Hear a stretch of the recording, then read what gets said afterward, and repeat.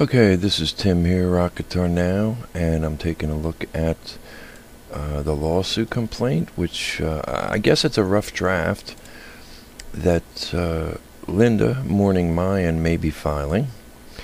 It's a very good complaint, and in this video I'm going to give my advice on what I would do and a couple of little pointers because I really want to see this succeed. Ed Sheeran needs to be sued. For anyone who doesn't know what this jackass has been doing, he's been falsely accusing people. Apparently the guy has poor eyesight, and he will look at someone like Linda Morning Mayan and then find someone else remotely similar to how she looks, and Ed Sheeran will say they're the same person.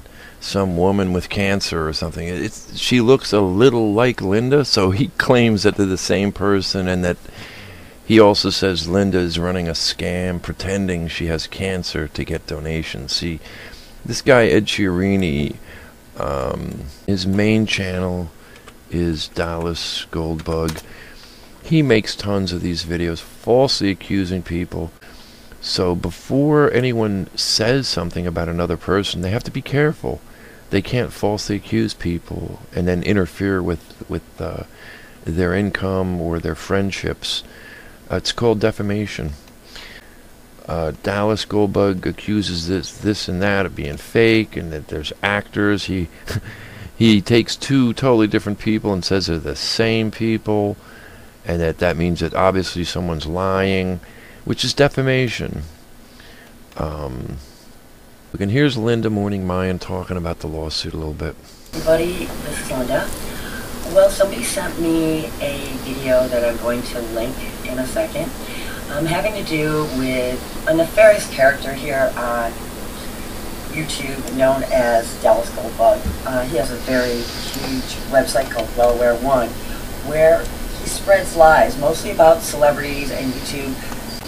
He knowingly makes money off of these lies and keeps putting up these lies about people, but I'm faking cancer so I can take donations. Okay, these are just some of the things he said about me that are completely horrific and evil and untrue. But he's gone after my friend's son, who's just a little kid. He's gone after all sorts of innocent people here on YouTube. So that's why when somebody sent me this video, and also with it a slide share of a lawsuit that's being put up against Ed Sheeran, I wanted to share it with everybody because I know there's been so many victims that this person has gone out and hurt so many people. So I guess this could turn into a class action thing. So check it out below, and here's the video. He also harasses policemen. I've seen this guy for years take FBI agents' photos and use them in a harassing manner, falsely accusing them. It's defamation. He's done a number on the Pima County Sheriff Department. I actually called the FBI last year to try to protect that Sheriff Department from this defamation. Who is somebody that you'll need to know too. She's Morning Mayan from the Alex Jones Show. She doesn't have cancer. She's faking it. Now, this woman is a little similar to Morning Mayan, but it's not the same person. And Linda is not lying, and she's not faking that she has cancer. She never said she had cancer, okay? Ed Sheeran, whose voice we just heard, is wrong. He's committing gross negligence and defamation, and possibly a RICO violation, period. I wouldn't only have 2 RICO violations listed, because if the federal judge feels that Sheeran's conduct did not rise to the level of violating RICO, both of these claims are kicked out of court and there's nothing left. I mean, I would add, if I was you guys, I would add in gross negligence and defamation, and then have as 3 and 4 racketeering RICO Act violations. And that way, if the federal judge says it's not a RICO violation, you still have gross negligence as number 1 and defamation. He won't kick those out. So I think the name of the game that a lot of people are doing is keeping their lawsuits short and simple, short and powerful, and of course backed up with factual evidence in the forms of exhibits.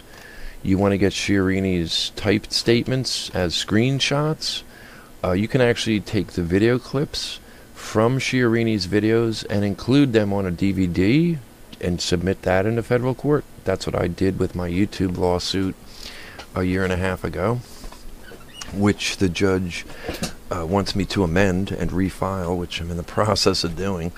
Yeah, you can actually submit Chiarini's videos on a DVD as an exhibit. You can look at my YouTube lawsuit, which I do have posted as an example, as a matter of fact. I'll put that as a link under this video. This is a good complaint, but as I said, there's a few things to kind of tighten it up and clean it up. I don't think you should make it this long. There were a few things I saw in here. First of all, anytime you mention Chiarini's offense of defamation or whatever, put parentheses Exhibit D, and so the judge can go right to look at the screenshot or the video clip immediately. So what I mean, each time you say what the offense is, you put parentheses Exhibit F or D or whatever, right, in parentheses. And there's another part here talking about DallasGoldBug's. Oh yeah, okay. The anti-slap defense. I wouldn't even mention this. I wouldn't say anything about slap. You would want to wait to see if DallasGoldBug tries to use a slap defense. Then you say this, but I wouldn't put it in up front. It just makes the complaint longer, and you don't put things in anticipation of possibly what the defendant might say. You don't do that. It's just not wise. It just makes the complaint bulkier and longer, and the judge may think that this is excessive. Definitely save it because it's really well written, and you could always use it as a, in some kind of motion or another paper later, but I wouldn't put it in the original complaint. Absolutely not. Also, there's a lot about the RICO. I would just put a paragraph or two in on possible RICO violations. I wouldn't put pages and pages because the judge, as I said, if he says it's not a RICO violation, then the whole suit is going to get dismissed if you only list RICO. Let me see what else. There was another thing in here I saw about, oh yeah, the junk science, the biometric ear. I wouldn't even mention this. You just say he committed defamation and gross negligence, he caused damages, and he's guilty, and here's the exhibits as evidence to prove it. You don't need to put anything about what Chiarini says, like, well, he's got some biometric ear junk science. You're sort of talking for him. You don't need to do that. Instead, see, you let him come up with a defense. If Chiarini replies by saying he's got some biometric ear thing, then you put this in, and you counter that with, then you submit this as a paper into court that it's junk science. But I wouldn't put it in up front.